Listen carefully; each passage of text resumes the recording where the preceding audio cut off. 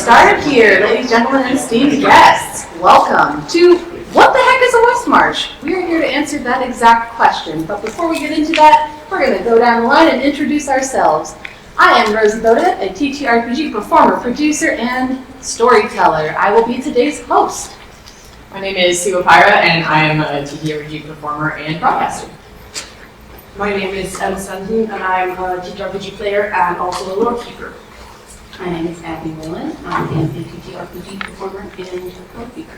I'm Dan. I'm a TTRPG player and dungeon master.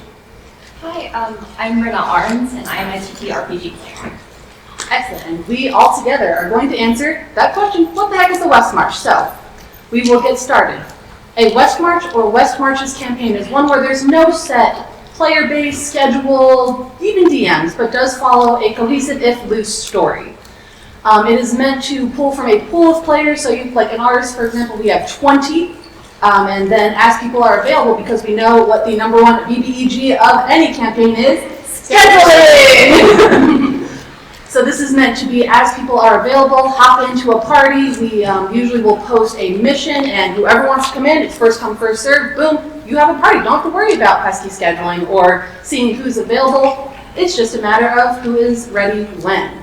A Westmarch does tend to consist of three main things. The assumption that all players are adventurers willing to take up the call when danger or mystery emerges, often driving the plot themselves. It is a very player-driven campaign style where we explore players' backstories, intermingle them, mesh them in with the living world, which is an inherently dangerous and unknowable, explorable world. The reason it's called a Westmarch is because it is the Wild West, a frontier that is meant to be explored and try not to die in it.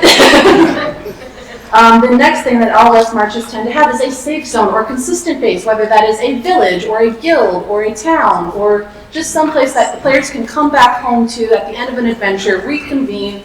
And for ours, we actually have it that when we're not sessioning, we have text-based roleplay that people, when they're in that common safe space, can still continue their story building, their character building, explore each other's backstories, and the NPCs interact a little bit. It's a very living world. And they all have player-led exploration and discoveries, allowing for interweaving of varied stories with the whole overlapping campaign that is, again, cohesive, if a little bit loose, because, again, you're playing with a schedule that isn't consistent, with a party's composition that isn't consistent. Because they are so large, I've seen Westmarches as big as 100 plus players. Ours is about 30. And it is that way because it takes a village, because it is a village. To sort of demonstrate that, I'm going to ask for a little bit of participation from our panelists and some of our friends in the audience. So within the Westmarch campaign that we do, who has been a DM? Who has been a lore keeper? Yeah, I know there's been a lot of those. Who has been a moderator? Who's been a stream producer? That's you and me. And who's been a player? All of us. It is a style of campaign that requires a lot of collaboration, but also gives a lot of freedom, especially in this digital age that we're in. Ours is fully remote. This is the first time we've all seen each other in person, and it's amazing. It is wonderful that we can do this over Discord or other forum styles of play. And this is just a small portion of our player base. There are so many people that we wish could be here, travel, etc. But it is so wide and so diverse, and you can always build it to be how you want it to be, because you're always intermingling different parties, different styles. It could be hardcore survival. It could take place in space. I've seen that. It's really, really interesting. Within this, character growth is incredibly organic because you're playing a little bit loose around that schedule. And again, it's incredibly scalable. So however big you are willing to make it, it can be that, as long as you have that safe place for all your players to come home to and a wide open frontier for them to explore. And all of this takes work, from moderating to lore keeping to meeting to ensure that we're all sort of on the same page, even though it is very player-led. We often have town halls to make sure that the story is progressing as we like, that everything still feels comfortable.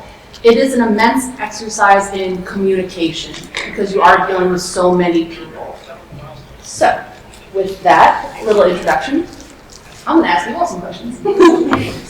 So, what have been the biggest differences you've experienced playing in a Westmarch campaign versus a standard fixed party campaign? I think for me, because I've streamed a lot of the D&D games that I've played before, and I have like, the setups and stuff. From a technical standpoint, it's really helped me grow at like being quicker at like setting up like my OBS and my like stream setup, because it's easy when you have, your 4 players, 5 players, here's their token art, whatever programming that you're using, their stat blocks, because I like to design little stat cards and stuff. That just stays. But when it's a Westmarch, I have a library of 30 different tokens, sometimes even more if there's NPCs. And so prep time is a lot longer, like beforehand. And I'm like, okay, guys, you got to jump in. I have to, reset up all those talking bubbles. I have to, I'm fighting today. So from a mechanical, like technical standpoint, that's been one of the biggest differences. Is I've gotten much faster at it, but it was a bit of a learning curve at first to get all those pieces moving.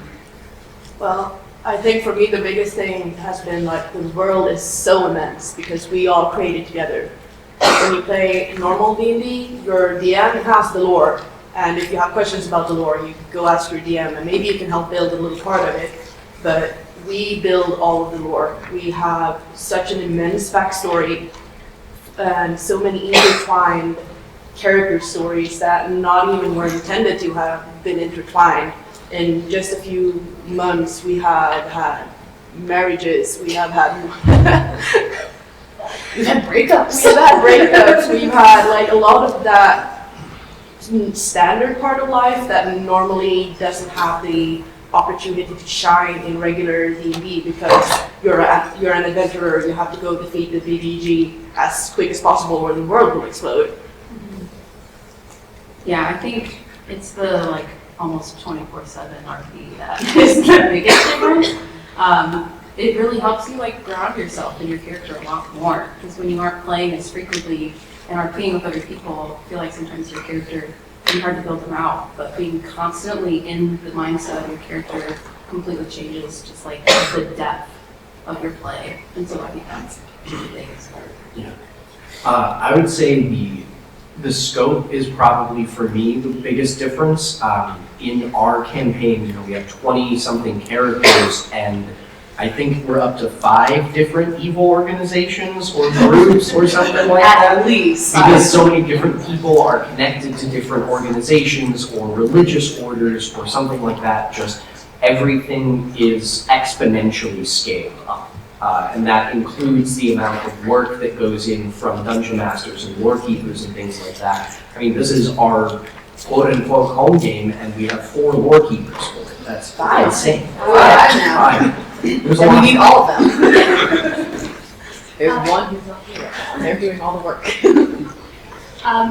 This is actually my first experience playing D&D. I've never been in a regular campaign, so oh gosh. You jumped in on both people. Yeah.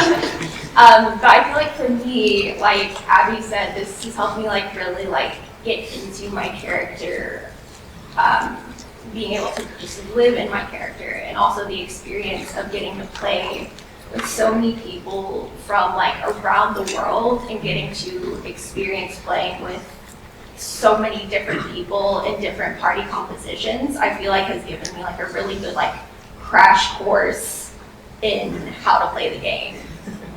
Crash course for sure. It's been 6 months. It's been a lot longer than 6 months. Yeah, Our we first started- game was just shy of... January 14th. Yeah. Our Lord Keeper. This is my job. And the text-based aspect that we do isn't necessarily an intrinsic part of a Westmarch, but for us, it really does help us solidify our characters within this hop-in, hop-out way of playing. Because you're not always getting a session every week, we try to run as many as we can. With there being 4 DMs, we usually have a few a week. But you might not be able to play one week, but you can certainly RP and still further your character's progression. So that was an addition that we really latched onto, that is, you don't see that in a lot of regular D&D games, where when you're not in session, you're not RPing outside of it, because usually a week-to-week D&D game will end on cliffhangers. Whereas with just about every mission that we have in ours, you are always returning to home base at the end of the mission. Plus, I feel like the missions themselves are different than a regular session, because we have all of this out of mission talk or out of mission interaction.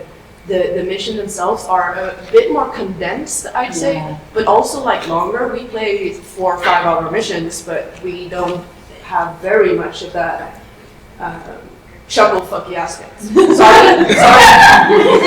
I'm not from. We are a very international server. Half of our player base is from Europe. Shout out to my Swedish people in the audience. But yeah, generally the missions are the culmination of something that's happened in the text-based role-playing, whether it's exploring someone's backstory or really leading up to those, oh, the bad guys are at our gates, so what are we going to do? We've had missions that have run in tandem, where we've had 4 DMs at the same time running on the same day within the game. We had like a raid on the town, and different DMs handled different parts of the town. So that everyone within the town got a chance to participate. So it still felt very cohesive. It was one of the only times we had everyone really come together. So that was incredibly interesting. Again, very different from a standard D&D campaign where you only have one DM. And we're using D&D because that's what we play, but it could be any TTRPG campaign that has narratively driven aspects and sessions. All right, this is a fun one for everyone. What has been your favorite parts of this campaign? I can go ahead and start this. Yes. I'd say my favorite aspect of it has been watching how naturally relationships form between different characters. We literally have an Excel spreadsheet called the relationship chart because there are just too many people, and for the first, I think, 3 months or something, there was a constant question of, wait, have our characters actually met in canon? Have we actually had a conversation before? And so having something, again, of this scope really allows for natural and relationship progression. And so we've had, people meet and become friends and then get into romantic relationships or non-romantic relationships, people forming relationships with NPCs we have around town. That literally one of them is a man with a mustache and no backstory, and the players doggedly try to find out any bit of information they can about Tony the mailman. He is the most important character, and he is the BBEG. Mustache.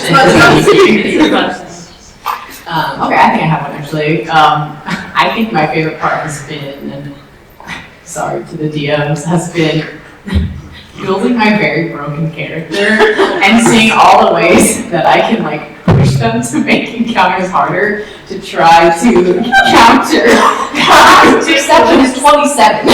28. Oh God. But no, it's, I think, jokes aside, that's been one of the really cool things is when you have a static party, that's what it is, right? It's, you have to make sure you have a cleric, you have your wizard, but that can't change. With ours, we might have a party that goes in with no clerics, and all the rest of us on the outside are like, ooh, I hope that bard has a couple of healing spells. I hope that druid drops a couple of healing spells. That bard always ends up on the front lines anyways. But I think that's been one of the really cool things is it puts you in situations with your character that are different every time. You have a couple people you can combo off of. It's like your druid and this person might have a cool spell that they always do together. You're not always going to be playing with that person. And so it helps with that creativity of pushing what your characters can do in synergy with other types of classes because it's not static, right? You might have 2 clerics, so that means one can frontline, one can backline. One can be more aggressive, one can be more support. You might have, I think at one point we had 2 or 3 fighters in one session. Oops, all fighters. And so it's okay, well then how do you synergize with that? So I think that's been one of my favorite parts is that is different from traditional D&D is you have lots of different party compositions and you have no idea what's going to happen next with that. Honestly, I gotta say, I'm gonna be very cheesy. I think my favorite part was getting married. My character fishy. Yeah. You would have punched anyone who wasn't. No, but honestly, I came into it very new in D&D. It wasn't my first campaign as Brenna's, but it was one of my first. And I made up this very basic story that was a librarian in hell, and then she got sent there, and then just backstory got piled onto her out of collaboration.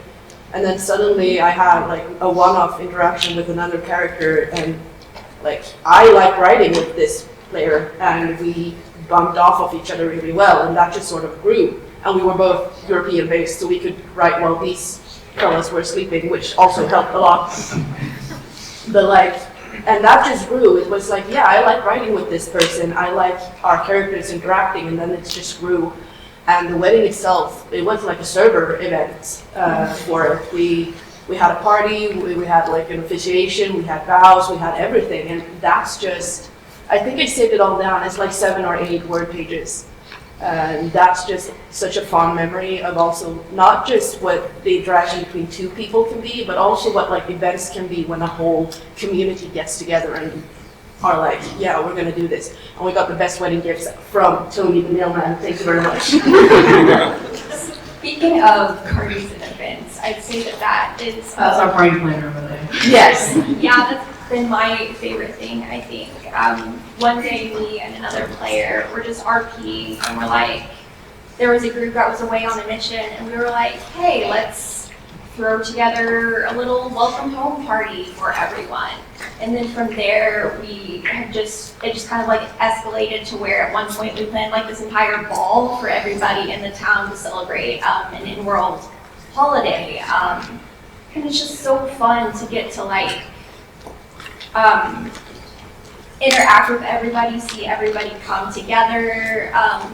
Like for the ball, we have like a character creation channel, and watching everybody like describe their outfits, show their inspiration, it just really helped us like visualize it and feel like an actual like Real life event, but online. The day-to-day that you miss in like regular D&D campaigns. Yeah.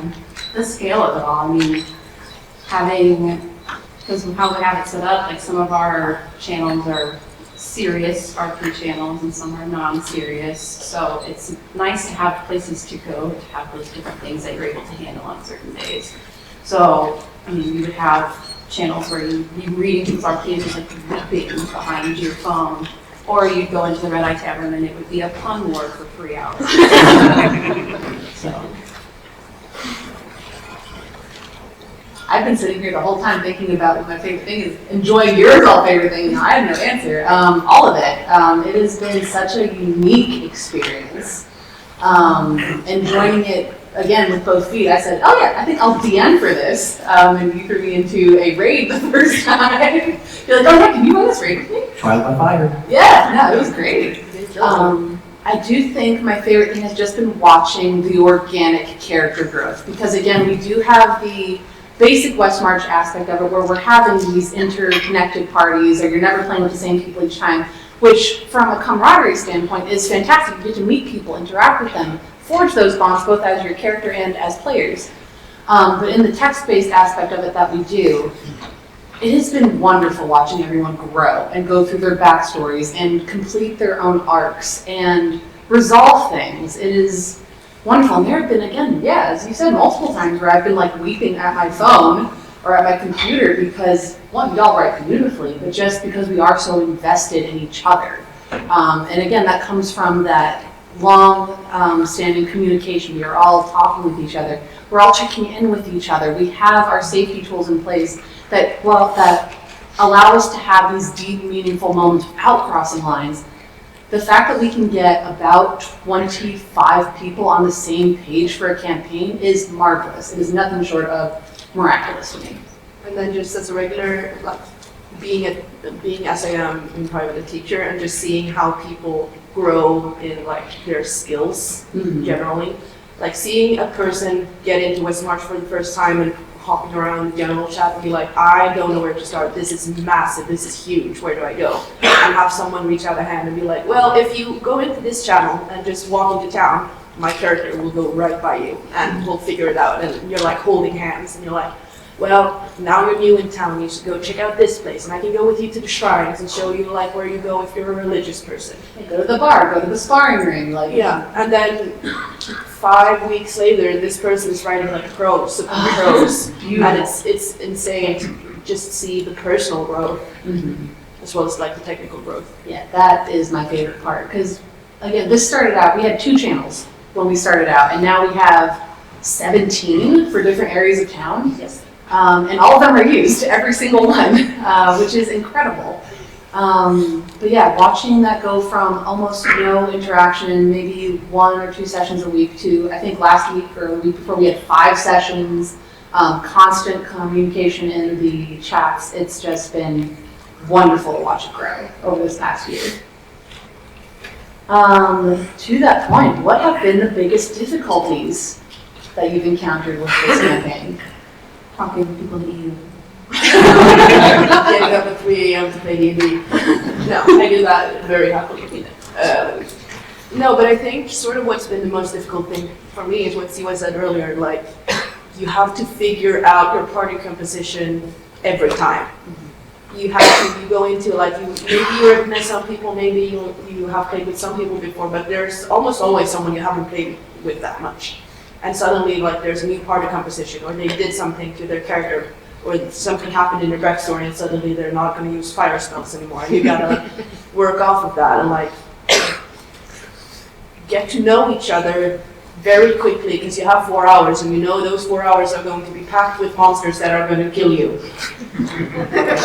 I definitely haven't been responsible for 95% of the player deaths in our campaign. The actual stats, I think, is, I'm gonna, We have a document, don't worry. don't worry, I have the stats. Yeah, Dan has been responsible for all but one of our player deaths. I will say the hardest part is balancing your combat.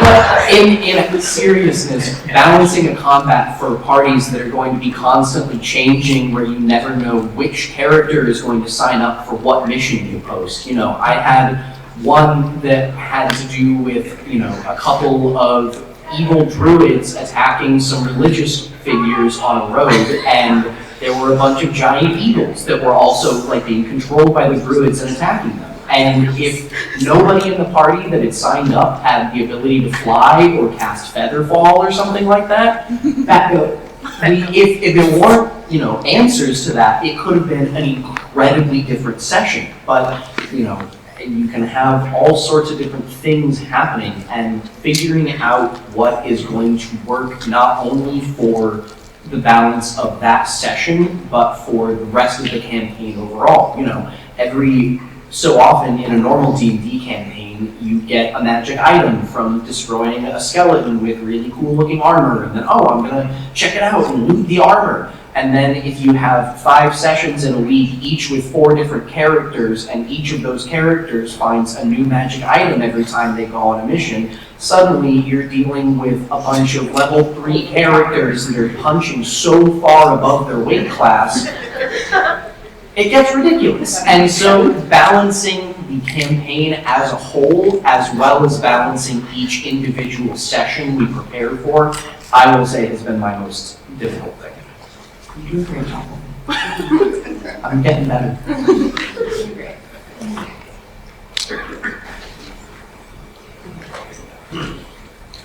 I think mine, I can speak again more like the technical side, was, it used to be that I was the only one streaming the games. Do a little self-plug if you want to see we've got a little bit of like stickers and stuff up here if you guys want. Stickers of our little town that we have called Garden Rock. And then my stream stickers are over there too if anybody ever wants to watch our games. We live stream pretty much every one of our sessions. Yeah, and so that was one of the difficult things too, was balancing like the timing of that, because I work a full-time job in a hospital, and when we have, you know, EU-friendly time zones, I wasn't always able to stream all of those. It ended up being that until Rosie was able to start helping with streaming, I think I was able to get almost all of them. It did end up being a little more NA-based like time zones, or the early games were on weekends, so it did work out. But yeah, Rosie hopped in to help, and so now we're able to, you know, stream and do a different time that I wasn't able to necessarily stream it for. So I think the technical side of it to start was very difficult, like for me, because I'm used to just going home, eating dinner, hopping on and streaming. I don't have to do much prep, but this was a lot more prep than I was used to for every single session, and wrangling 25 different people, 30 different people, and asking them for their character stats every single time you level up, or they get a new item and their AC changes, like, you gotta give me that, I need to change your stat card, like, for 30 different people. Or, you know, people getting amulets of health and their HP skyrocketing to 50. So, I think, yeah, the difficulty-wise has been more on like the technical side for me of being able to organize all of that and keep it consistent with that many different players and that many missions happening. Even though we have EU-friendly playing times now, the EU people still wake up at 3 a.m. to play games, so, you know, we do what we do. I guess the hardest part for me was at the beginning because, like I said, I've never played D&D before, and so just having to take that plunge and sign up for a game and jump into the RP channels. But thankfully, this group made it so easy and was so welcoming to me, answering any questions that I had about how to play or how things worked. Like, it really made the experience so much better and so much easier for me to just jump right in and hit the ground running. Wasn't your first mission a raid mission? It was. Where It you was. died? Oh, no. That was your first kill, right? It was my first Your kill. first kill, yeah. Our friend here, this is his very first session in our Westmarch, and Dan's monster picked up a chunk of stone on its deathbed and threw it at our friend over here, and it was a nat 20. So it hit him and crushed him. And we got better. The character did that. We went to the shadow realm and got him back. You know, we went to SLC. Okay. That was like a shadowy area, was that? But yeah, I think that's one of the things is like the collaboration too of working together to try to save our friends. Work-life balance. Yeah, 24/7 RP really messes with 24/7 RP, if you don't, 24/6. 24/6. I'm sorry. Day off. we have a day where we lock the server, Yeah, but we have block days and then light days where you can't do like anything overly emotional on those days, just to give us mental breaks. we had to implement the lock day because we needed to go out and touch grass. They are all gremlins. But I think again to reiterate though is that's how we have our Westmarch set. Yeah. Right. Westmarches can be as RP heavy or light as you want them to be. The concept is still there, right? It's jump in, jump out, you know, however many DMs you want. We have chosen with ours to be very RP heavy in the interim between sessions. And that's, you know, what we speak of with our experience. But Westmarches can be whatever you want them to be and however in-depth you want them to be. And you can have no RP whatsoever if you don't want to. But I think that's what makes them cool and the flexibility of them, because regular D&D doesn't really lend itself for that kind of like downtime, except like, oh, it's the campfire at the end of something, like how long can we RP? Or like everyone knows the shopping sessions, right? But we're able to do a lot of those shopping sessions off game, and so it kind of helps with the flow of the missions to be a little bit more focused on the mission, and rather than like, you know, having a shopping episode or an episode where everybody just has to sit down and like talk to each other, which is great, right? It's a lot of fun to do that in person, but it shifts where that happens, so we can get more of that, and it takes up less time in the session itself. But that is to say also, that it's not like we ignore person-to-person role-playing in session either. We put a lot of focus on the server role-playing or the text-based role-playing that we do, but we do a lot of things. But it's more that the things we do in the session make sure that they really matter. Like this whole, maybe you and I are going like having a snowball fight. We're doing that in RP while we have a real heart-based conversation about someone's sister's hand being in a box in campaign, and we get shut down for it later.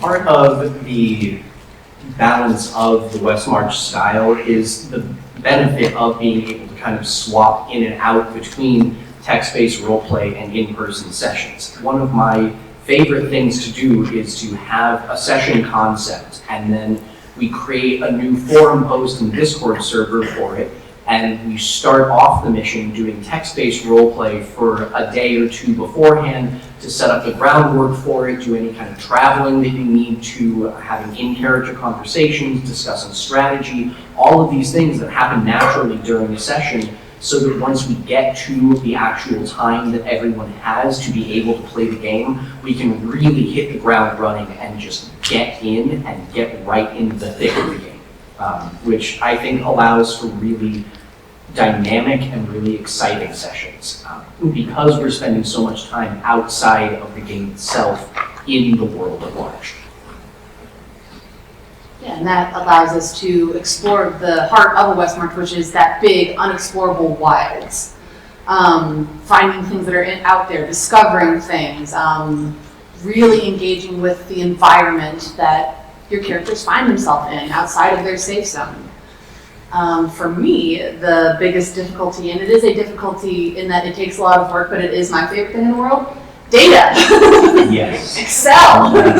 Between me and Em, we must have over 50 Excel sheets just to keep track of everything that is happening within this game. We have a calendar, we have the relationship chart, we have little notes on characters' backstories, we have our lines and veils for safety tools.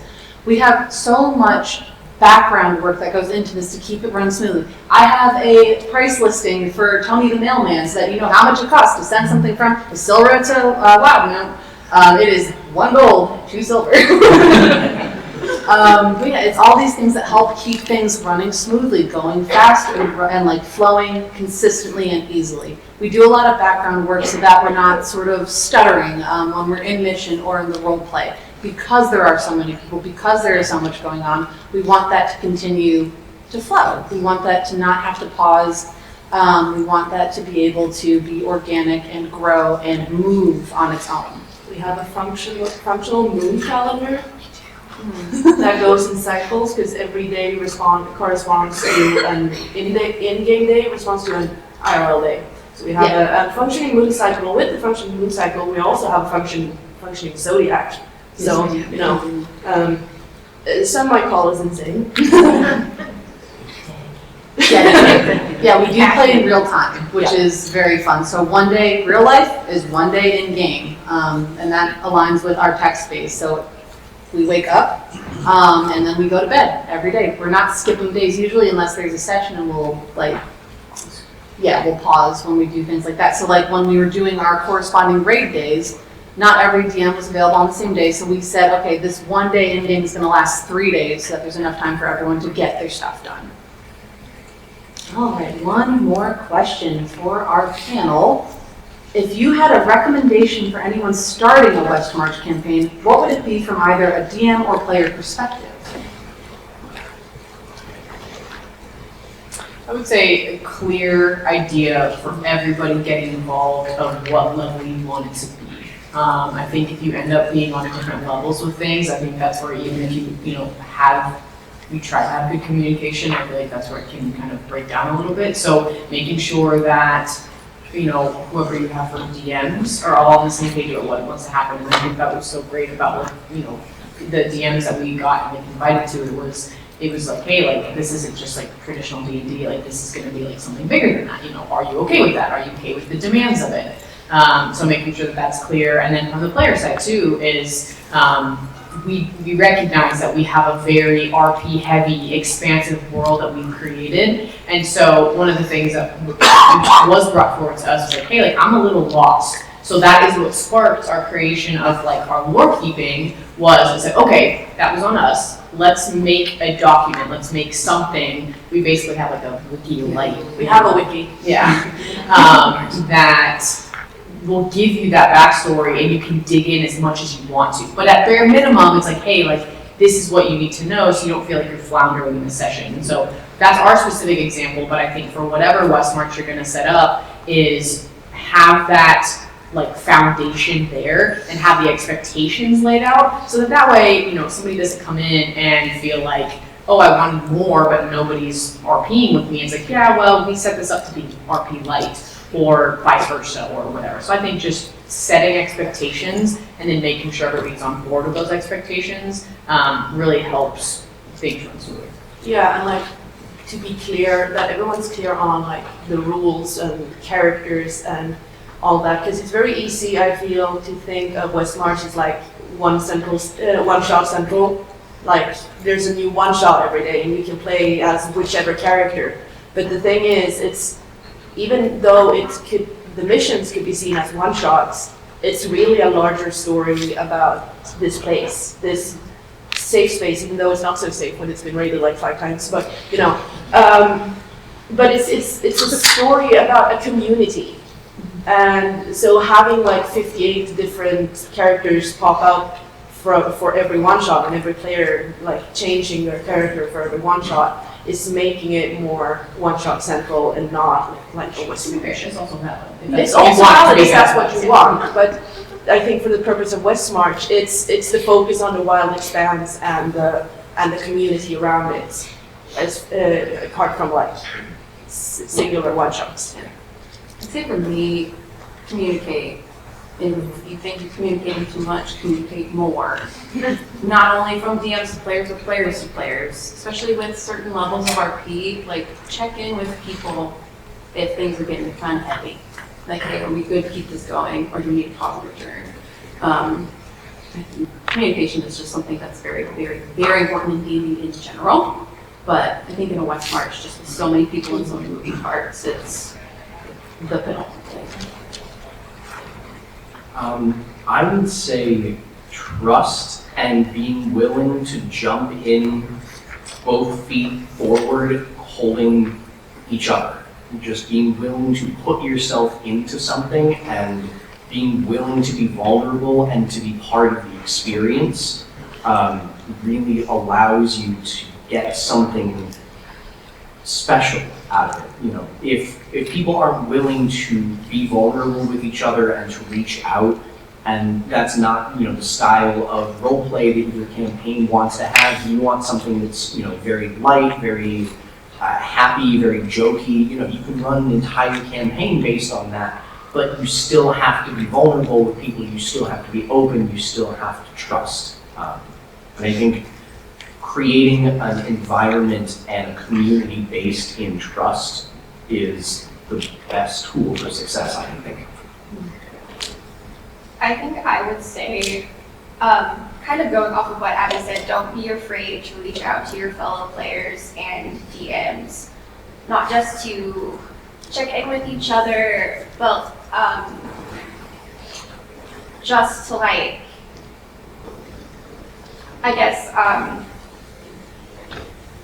for me, I'm a very introverted person, and so like, eventually I just had to be like, okay, I just take that step, reach out to this person, hey, can our characters have this conversation? And like, from there, like, these people are like my family now, honestly, like, just like taking that first step, and trusting that these people would have my back, no matter what your Westmarch looks like, I think is the advice that I would give. To build on all of that, a solid foundation. You are going to be jumping into the void with anywhere from 10, 20, 50, 100 people. You should be on relatively the same page. You should have an understanding of what that world looks like before you jump in. You should be agreeable with the people that you're playing with. As we've all said, like, we all became friends through this. There is this high potential for bonds to grow because you are playing with each other, jumping in and out of sessions, learning each other's characters, and learning about each other. I know for us, if I'm getting a little bit technical, we just revamped our whole server style, and part of that was creating a charter to detail, okay, what is the actual job of the DMs, of the mods, of the lore keepers, of the administrator, because we were finding that the workload was getting a little unbalanced for some roles, and that was causing people to get frustrated, to get burnt out, and you don't want that to happen when this is, at the end of the day, a game.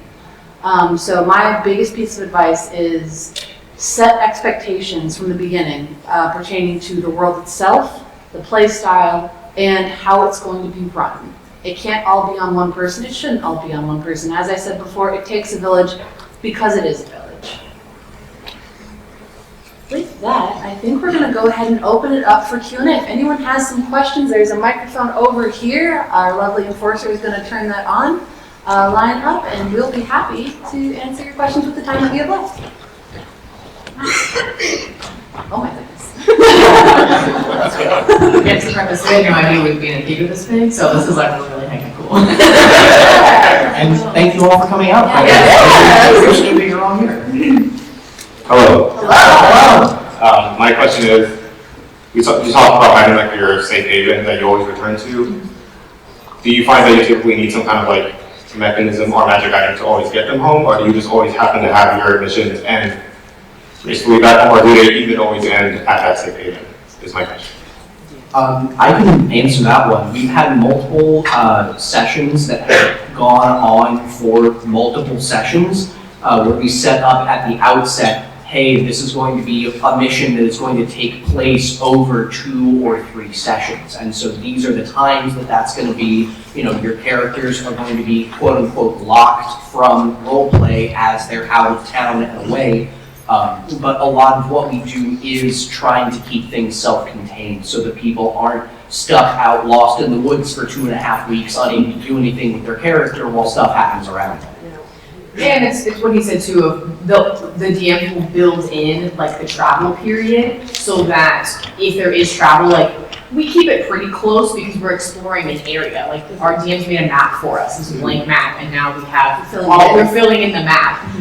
So some things are a day or 2 away, so we will just RP that in a text channel to like kind of speed that up a little bit. But it usually follows like, hey, you'll be gone for 2 days, 3 days in text, but you'll make your way back eventually. Cool. Yeah, Thank you. Thank you. Hi. Hello. Couple of questions. First off, just a comment, this is so much bigger a Westmarch than I'd ever heard of. Congratulations. So first question for DMs, do you also have a spread of character experience levels?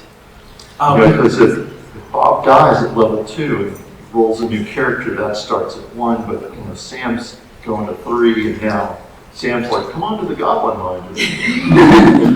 And the other one is DMs come up with missions, but can players get together and say, we want to go back to the such and such that we successfully went in and out, but we want to go deeper. We're actually having a mission just like that coming up. Yeah. Very specifically, our Westmarch, and it doesn't have to be this way, but our Westmarch does run at a 1 level. So we are all at level 8 right now. And we started at 3, and we have like seasons, as they have started to be called, like 2 to 3 months that work up to the next level. And then we have a big sort of raid mission, and that's when everyone levels up. And we've had player characters die. No one has died permanently yet, except for one NPC character. So in that regard, we do keep everyone level so that everyone can mission together at the same level and not worry about, okay, I'm level 8, but oh, Johnny is level 6 or level 5. So in that, we have kept it consistent. And you don't have to be in the raid mission to level up. It's just the whole town get the boost. We play by milestone level, Yes. which helps a lot. But to reiterate on the question about like player grad mission, we have we have one coming up, which is basically a player saying, I want to try this, can we go try this? And the DM saying, sure. But then we've also had like text excavations. We found the library that gave us some very useful information, and we have had text excursions where we go back to said library and meet the best librarian of all times. So. No, very often, the DMs, when we are posting missions for ourselves, it is us acting as the world making something happen for the players to explore. A lot of our missions are the players saying, I want to go explore that, or I want to see that again, or, oh, I want to really dig into this part of my backstory, can we do that? Again, that comes down to communication. But there has been so much that has just been player-driven, and that's the part that I really like, and is so intrinsic to the Westmarch style, is that while there is an overarching sort of loose area for them to explore, an overarching, like we have bad guys, we have themes that we run. The story is the players, it's in their hands. Hello. Hi. I'm curious about the tools that you use to make this work, especially managing the different layers of communication that you have. You talked about a couple different channels and spreadsheets. Can you speak to what some of the key channels you suggest are for running a Westmarch's campaign? What spreadsheets are pretty useful? And maybe also some of the programs that you use for that, besides Excel, of course. Of course, I'm pulling up our Westmarch right now, so I can tell you. And on just like a quick note too, just from like the streaming side is, I use OBS and Twitch, and we use a lot of Canva too to help create a lot of our like character tokens and things like that. So at least from that technical standpoint, it's some of the basic stuff for like the streaming side. Yeah, and all of our DMs run in Owlbear Rodeo, so that keeps it consistent, so the player experience is the same and it's free, and it's a very robust, free VTT. For our Westmarch, we have so many channels. We have, It's on Discord. we utilize Discord. You can use any forum, but we like Discord because it is so robust. There are a lot of built-in tools that make this easy. So specifically for the Westmarch campaign itself, we utilize a forum structure. So we have it broken out into our inn, which within itself has 4 channels for the rooms, the tavern, the hot springs, because that was something people wanted, and the private lounge where some more serious RP can happen. We have the town itself that might be split out into things like the shrines, the town itself, the Fey Garden we have, the barracks where our leader, our mayor, our marshal lives. Our Tony the mailman has his post office. We have a weapons forge. We have a clothing shop that is run by ghosts, question mark? We don't know. Yeah, you did. I was just still figuring it out. We have no idea. We don't know. Yeah, I just discovered that there are actual invisible mage hands in this store, and there's an angry overlord Neil that runs it all so far. But again, something that was very player-led and explored. So that is how like the campaign is set up, but even outside of the campaign, we have an area to share the videos that are recorded. We have a general chat just to be silly in. For the leadership team, for the mods and the DMs, we have areas to talk about lore against actual mechanical stuff, how we are running things, if we need to have a town hall, if we need to have a meeting. We have suggestion box for the players to submit things, and most of those have been small technical tweaks to the layout or to how things are run. So We have a channel where we post updates. the lore keepers, have their own, and that is such a good spot, a central spot for players to go when they want to see things. We have weekly newsletters that the lore keepers do to say like, hey, this is the big things that happened this week in case you weren't able to be as involved. So from a safety tool standpoint, it's making sure there's avenues for communication, be it like Discord itself, or if there's also even Google Forms, or I think Discord has a bot where you can anonymously submit things, and then that way your name isn't even attached to it. So from like a safety tool standpoint, there's lots of things that you can do. What advice do you guys have for DMs to facilitate a consistent like narrative through sort of in a Westmarch style? Communication. Literally just spend as much time as you can talking to each other about your ideas and about how you want to execute something. The actual specifics of what a DM does on a mission-to-mission basis are much less important than keeping a consistency of narrative style and flow. If we're having one DM who is going absolutely bananas and driving plot stuff and is creating a whole bunch of problems that everybody else then has to pick up and solve, that puts a lot of undue burden on the rest of the campaign as a whole because that DM was not communicating with other DMs or players before doing that kind of stuff. And so just making sure that you are talking about what you want to have happen and asking each other a ton of questions, like we have shared NPCs as DMs, and so like we each, depending on availability, pilot the different NPCs, and so keeping, again, that consistent narrative tone and structure is really important. Thank you. Thank you. And just to build on that, because this isn't something the players necessarily get to see, but at each level up, when we finished our raids, the DMs will all meet to discuss the next season. Those are usually like 3-hour conversations to roadmap what sorts of stories we want to focus on. And who is going to be doing that? And who's going to be doing them. That way, again, no one DM is really taking on too much. We do our best to keep it even. We do our best to keep it consistent and cohesive, which is such a big deal. And that's why these meetings take as long as they do, because we all have ideas and we want to make sure that they're being spread out evenly. Hello.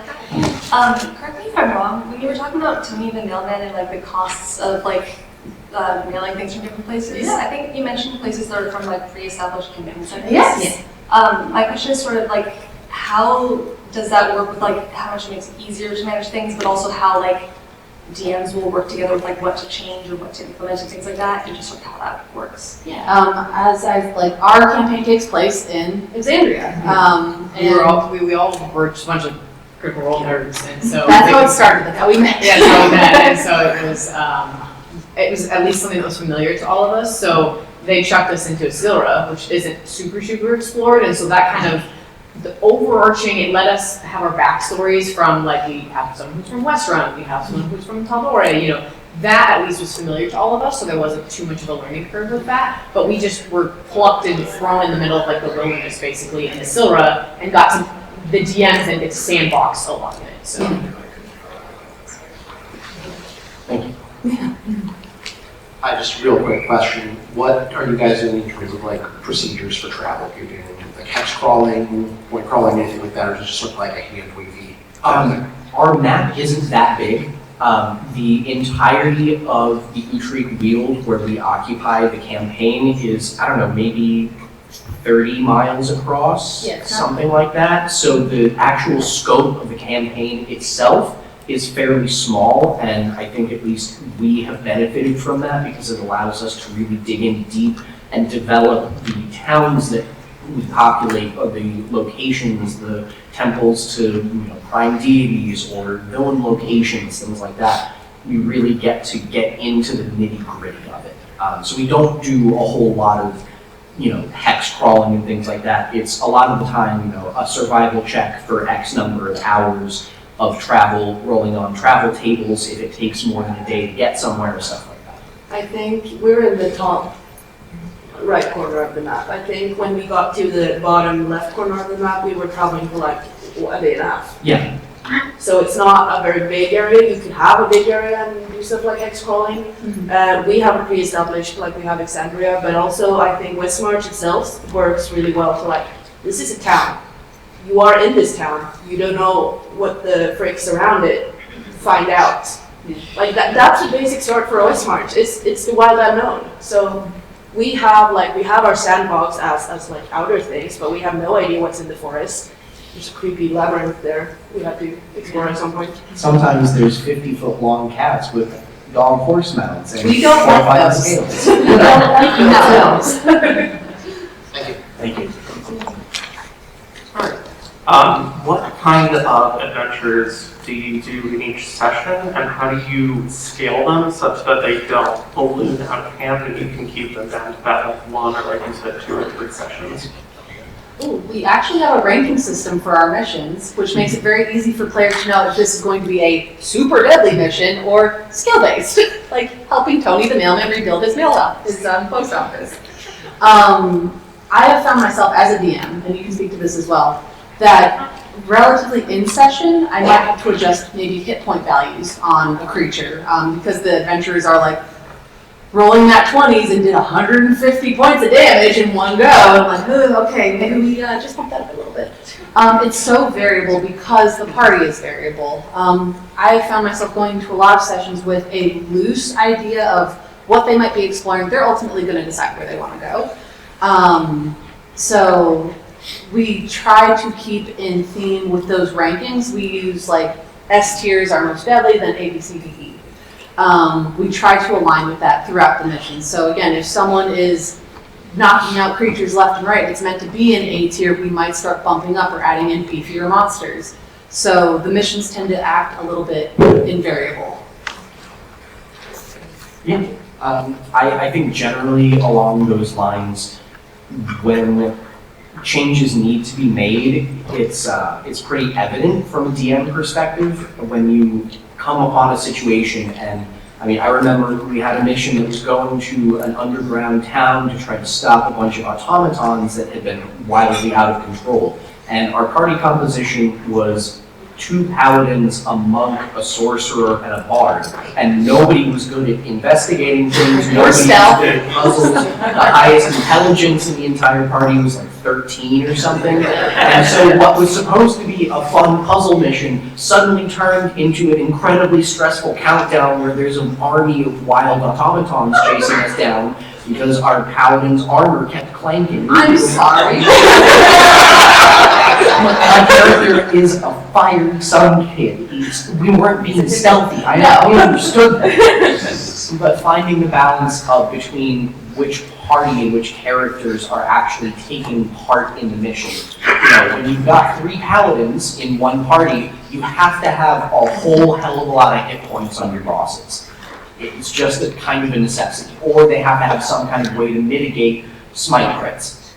You just have to adjust as you go through the PvP. I feel like as a player, it's very noticeable to like the difference of a mission. Sometimes like going on a B mission and going unconscious, which I tend to do a lot, is just knowing like the difference between falling unconscious on a B mission and falling unconscious on an S mission is if I'm unconscious on an S mission, he's gonna go for the kill. Yeah. If I'm unconscious on a B mission, he might think that I'm already dead and move on. Yeah. So They do a really good job of making the danger feel real. I mean, we had a mission where we went to a party city that was literally had like a jazz like section of the city, and the session was like playing fair games. And so the roles were for like trying to beat carnival games, right? And we knew that going in, so it adjusted like our mentality for it.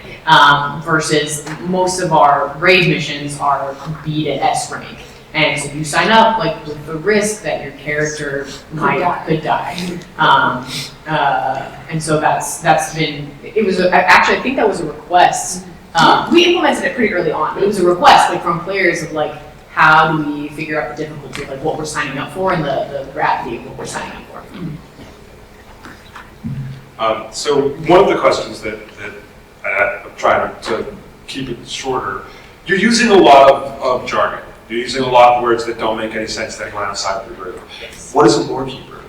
What's the difference between dungeon master and a storyteller? You've used a lot of these terms that, like, to us don't make sense. To you, I'm sure, are the comfort zone you've been in for all of these months. So if you could just kind of describe, like, you mentioned the fact that this is a village. It takes a lot of people to make this work from a sort of a logistics standpoint. Could you maybe give us a framework on what that logistics crew needs to look like in order for that to operate successfully? Yeah, I would say like the most important thing with the Westmarch is to remember that we're all the storytellers. No matter if you're the DM or the player, we're all the storytellers together because the story is about us and our community.